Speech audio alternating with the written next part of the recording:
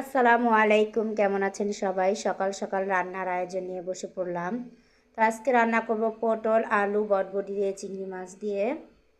তো সেগুলোকে আমি কেটে ধুয়ে টুয়ে সব কিছু রেডি করে নিলাম রান্না করার জন্য। তো প্রথমে আমি বটবটিটা ভাজি করে নিব, তাই পেঁয়াজ এবং চিংড়ি মাছটা ভালো করে ভেজে সব মশলা দিয়ে ভালোভাবে নেড়েচেড়ে কষিয়ে নিচ্ছি।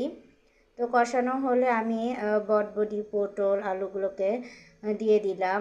তো ভালোভাবে নেড়ে চেড়ে নিচ্ছি।